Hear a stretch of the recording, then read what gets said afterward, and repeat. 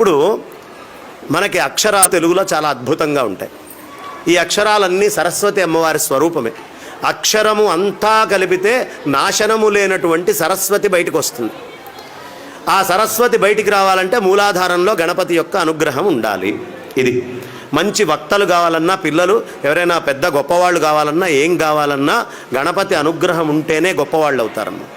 లేకపోతే గొప్పవాడు కాలేడంటే వాడి మూలాధారంలో ఆ శక్తి ఉన్నవాడే జనాల్ని ఆకట్టుకోగలడు, జనాల దగ్గర ఏదంటే ఆ పని చేయగలడు, వాళ్ళు సాధించగలుగుతారు. ఇక్కడ మన గొప్పవాళ్ళైనటువంటి ఋషులు ఎంత చక్కగా అక్షరాల్ని దిద్దారో చూడండి. ఆయన ఢమరుకం వాయిస్తూ ఉంటే ఢమరుకంలోంచి ఈ శబ్దాలు పుట్టినాయి.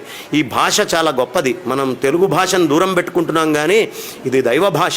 సంస్కృతం ఎంత గొప్పదో అంత గొప్పదైనటువంటి లక్షణము, ఇంకా సంస్కృతం కంటే కూడా కొన్ని ఎక్కువ అక్షరాలు ఉండేటటువంటి లక్షణము దీనికి ఉంది. కాబట్టి ఒక్కసారి మనం ఆలోచిద్దాం. కాకా గా గాయిన్యా అనండి అందరూ.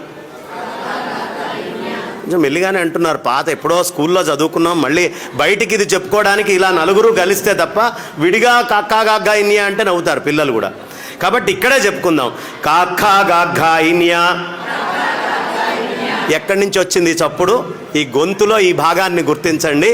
కాకా గాగ్గా ఇన్యా కొండనాలిక దగ్గర వచ్చిందా? ఇప్పుడు చా చా జా జా ఇని అనండి. అంటే కొండనాలిక కింద, నాలికకి కొంచెం పైన, ఇందాకటి కంటే కొంచెం పై భాగం వాడారు. చూసుకోండి. చా చా జా జాయిని అయిందా? దానికంటే కొంచెం పైకి వస్తున్నారు. ఎలా చెక్కారో చూడండి అసలు అక్షరాలని. టా ఠా డా ఢా అణ ఎక్కడి నుంచి వచ్చింది? మధ్య నాలిక నుంచి వచ్చిందా? అది మడవకుండా టా ఠా డా ఢా అణ అనండి చూస్తా. టా ఠా డా ఢా అణ. ఋషి ఎలా చెక్కాడో చూడండి అక్షరాలని. నెక్స్ట్ తాథా దా ధానా. నాలిక కొస వాడకుండా అనండి. ఎవరు అన్నారే నాలిక కొస వాడకుండా అనండి అంటే తాథా దా ధానా అనగలరా? లేదు కదా. మళ్ళీ పెదాలు వాడకుండా పాపా బా భామా. పెదాలు వాడకుండా అనమంటే అనేసారే. అనగలరా? పాపా బా భామా అని పెదాలు వాడకుండా. మన ఋషి ఎంత చక్కగా అక్షరాలను చెక్కాడో చూడండి. ఒక తపస్సు చేయిస్తున్నాడు. ఇక్కడి నుంచి ఇక్కడి దాకా అక్షరాలతోటి తపస్సు చేయిస్తున్నాడు. నేను ఈ మధ్య అనుకోకుండా ఒక హాస్పిటల్ దగ్గరికి వెళ్ళటమైంది. మాకు తెలిసిన మిత్రుడిని తీసుకొని వెళ్ళాను. ఆయనకి చెయ్యి ఇట్లా వణుకుతోందమ్మా. చెయ్యి వణుకుతోంది. వణుకుతుంటే డాక్టర్ కృష్ణ సుబ్రహ్మణ్యం గారిని ఇవాళ పాపం ఆయన ఇవాళ కూడా నేను కలవటమైంది. ఆర్థోపెడిక్ ఆయన, న్యూరో ఆయన కూడా పక్కన కూర్చొని ఉన్నారు.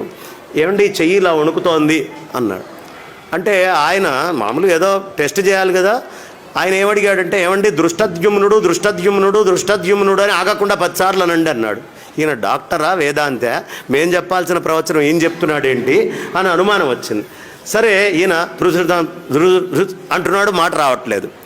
అయ్యా ఈ మాటని బట్టి నాకు అర్థమైంది, మీ నరాలలో ఒక రకమైనటువంటి శక్తి మొత్తం కోల్పోయారు, తద్వారా మీరు బయటికి మాట్లాడలేకపోతున్నారు అని చెప్పాడు.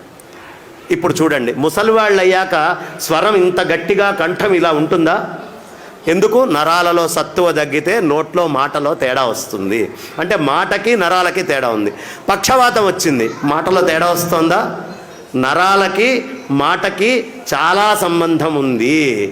నరాలకి మాటకి చాలా సంబంధం, చాలా దగ్గర సంబంధం ఉంది. ఇది మన ఋషులకి తెలుసు. అందుకనే చిన్న వయస్సు నుంచి మనతోటి రకరకాలైనటువంటి పద్యాలు, శ్లోకాలు, అక్షరాలు. మా తాతయ్య గారి పుస్తకంలో ఉండేది. పషర్లపాటి వాసుదేవయ్య శాస్త్రి గారు చాలా అద్భుతంగా రామాయణము, వాసుదేవ రామాయణం అని రాశారు. ఆయన సంస్కృతాంధ్ర పండితులు అభినవ నన్నయ్య భట్టారక అని ఉభయ భాషా ప్రవీణ. ఆయన భూభృద్భిక్కుధరోద్ధరోద్ధిత సురద్విచ్చిచ్చరభ్రాడ్ధను పృథ్వీద్రేద్ధృతరోషధీడ్కరుచి వాగ్భక్త్రక్షరేడక్షర ఇలా రాసుకుండేవాళ్ళు. ఆ పుస్తకం తీసి చదువుతుంటే అబ్బా ఎంత గొప్పగా ఉంది అని. మళ్ళీ అది నోట్లో తిరగాలి అంటే ఇది సాధన చేసి ఇది చదివేటటువంటి వాడికి అనారోగ్యం తొందరగా రాదట. 1 కిలోమీటర్ ఉరికితే ఎలాంటి శక్తి వస్తుందో మీకు నరాల్లోకి, గట్టి పద్యమో, ఒక స్తోత్రమో, ఒక నామమో ఆగకుండా చేస్తే అలాంటి శక్తి వస్తుంది. కాబట్టి ఉరుక్కుంటూ వెళ్ళలేరుగా వయసు పెరిగిన తర్వాత. లేదా ఉరకగలిగితే జాగింగ్ చేయగలిగిన వాళ్ళు చేయొచ్చు, వాళ్ళు అక్కర్లా, వాళ్ళు మాట్లాడకుండా ఉంటేనే ఉత్తమం. కానీ జాగింగ్లు ఎక్సర్సైజులు చేయలేని వాడు కొవ్వు కరిగించుకోవడానికి నోట్లో శక్తిని ఎనర్జీని పెంచుకోవాలంటే ఏం చేయాలయ్యా? వాగగ్ని, వాయు అనేటటువంటిది అగ్ని. ఈ అగ్ని ఎప్పుడు వస్తుందండి బయటికి? కొలెస్ట్రాల్ అనేటటువంటిది కరిగితే అప్పుడు అగ్ని నోట్లోంచి బయటకు వస్తుంది. కాబట్టి వాక్కు అనేటటువంటి అగ్ని వాయుస్సంధానం ఉపనిషత్తు చెప్తుంది. ఈ విధంగా గనక మీరు స్తోత్రం పిల్లలకి రోజు ఏదో ఒక స్తోత్రం గనక నేర్పిస్తూ చెప్తూ పోతూ ఉంటే చాలా బలిష్ఠులు, బలాఢ్యులు, శక్తివంతులు, బలవంతులు అవుతారు. అది ఆంగ్లంలో చెప్తే వాడు ఎలా చెక్కాడో మనకు తెలియదుగా, మన ఋషి అయితే చాలా అద్భుతంగా చెక్కి దీన్ని పెట్టాడు. అవునా?